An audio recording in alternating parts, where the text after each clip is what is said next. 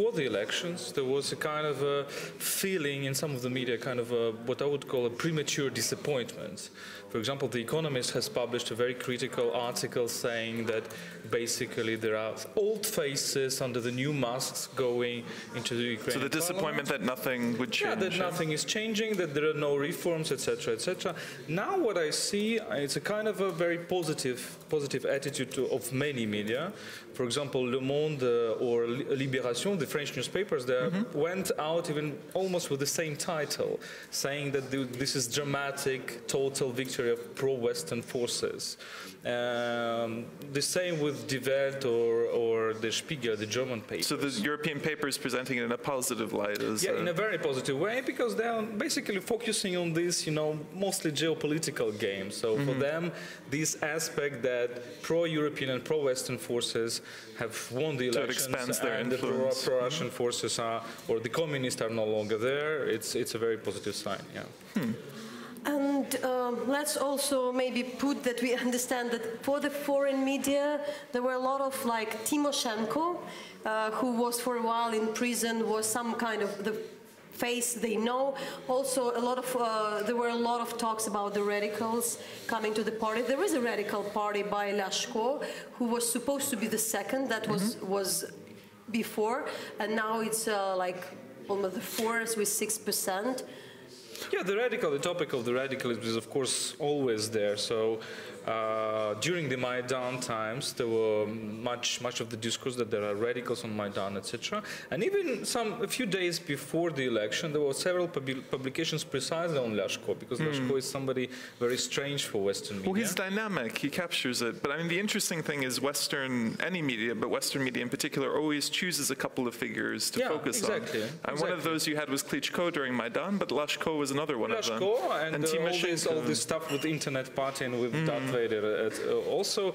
But it's difficult to say whether of course, they're seeing that the radicals don't really count many votes in these elections. For example, Lashko is some 6%, and then right sector is not probably in the parliament, and then Svoboda also.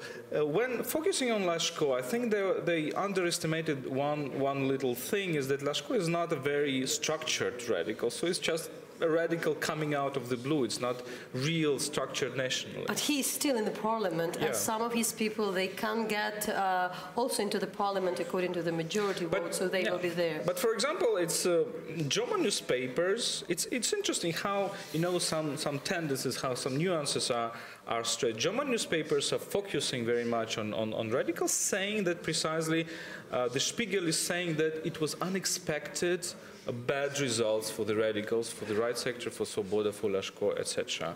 Although The Guardian, today's article of The Guardian by Sean Walker, basically pays much attention to radicals, and I think overestimating it. So to summarize, so what are the main concerns? If you talk to the foreign media, what would you think they would write, and what they put the criticism on? Well, I think there are three major concerns before the elections. First, that there is radicalism. Second, that there are lack of reforms. And third, very widely discussed, is that there will be a third Maidan, Maidan number 3. So it was discussed by economists, it was discussed by Le Monde, etc., etc. Whereas these elections, in my opinion, show basically that the popular support for Maidan number 3 is very tiny, because you have not only the presidential and prime minister parties who are winning the elections, but also Samopomich is something related they want to work in the system. Lviv mayor, and to something of the establishment. Well, Western media are noticing that, but in my opinion, not really probably to that extent. And had the Western media, had there been much written about Samopomich ahead of this election? Well, it's all, of course, unexpectedly for everybody. So I think this is a division of opinions. What is the most unexpected thing? Some say that the Popular Front results. Le Monde saying that Yatsenyuk's results is the most unexpected thing. Some say that Samopomich. But interestingly, Spiegel is calling Samopomich a liberal force. which is kind of a very interesting, because in Ukrainian discourse you would not say this in precisely in these terms, in these ideological terms. They actually mentioned that they have some conservative family values and them. But they seem to be more economically liberal. I mean, from what we were hearing today, in terms of the price should be the price that's actually paid, and that it shouldn't be regulated or just dictated. But the issue is that the Western audience is trying to, to structure, put some structure into Ukrainian politics, which is still not ideological. So well, Ukrainians might like some structure in their politics too. So thanks so much, Volodymyr. We will go on with that.